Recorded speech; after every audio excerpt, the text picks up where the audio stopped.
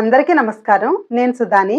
పండగలప్పుడు నైవేద్యంగానో, పిల్లలకి lunch బాక్స్‌లోనో, time తక్కువగా ఉండి ఈజీగా అయిపోవాలనో చేసుకునే కొబ్బరి అన్నాన్ని మా అమ్మ నాకు కమ్మగా, మళ్ళీ మళ్ళీ తినాలనిపించే విధంగా ఉండేలా నేర్పించింది. దీనికోసం ఒక గ్లాసుడు బాస్మతి బియ్యం తీసుకోవాలి. మామూలు వైట్ రైస్‌తో కూడా చేసుకోవచ్చు. కానీ బాస్మతి బియ్యంతో మరింత రుచిగా ఉంటుంది.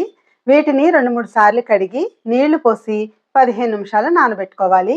అలానే కొబ్బరి కోసం ముదర కొబ్బరికాయ తీసుకోవాలి. ఈ అన్నానికి ముదర కొబ్బరి అయితేనే బావుంటుంది.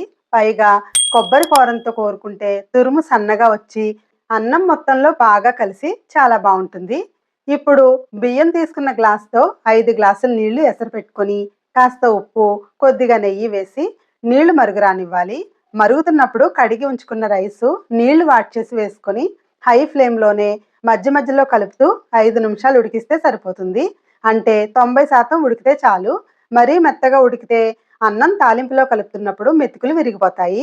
ఇప్పుడు ఇలా తీసిన రైసు మనం తాలింపులు వేయించుకునేటప్పటికి చల్లారుతుంది.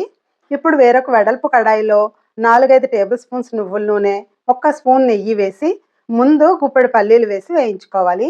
ఇవి పూర్తిగా వేగకముందే శనగపప్పు, మినపప్పు, ఆవాలు, జీలకర్ర వేసి ఒక్క నిమిషం వేయించి అప్పుడు జీడిపప్పు పలుకులు వేసి వేయిస్తే జీడిపప్పు మాడకుండా ఉంటుంది.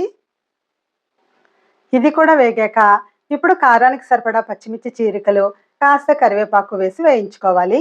ఇష్టమైతే ఇంగువ, మిరియాల పొడి కూడా వేసుకోవచ్చు. ఇప్పుడు దీనిలో కొబ్బరి తురుము వేసుకోవాలి. ఒక్క గ్లాసుడు బియ్యానికి ఒక పెచ్చు కొబ్బరి తురుము సరిపోతుంది. ఇది కూడా వేసి మాడకుండా మంచి వాసన వచ్చేలాగా మీడియం ఫ్లేమ్‌లో కలుపుతూ వేయించుకోవాలి. వేగాక ఇప్పుడు చల్లారిన అన్నాన్ని వేసుకొని తగినంత ఉప్పు కూడా వేసుకొని కాస్త సున్నితంగానే కింద నుంచి పైకి ఒక్క నిమిషం పాటు కలుపుతూ వేయించుకోవాలి. అన్నం మొత్తం తాలింపు కలిసిన తర్వాత స్టవ్ ఆపేసుకోవాలి. అంతేనండి.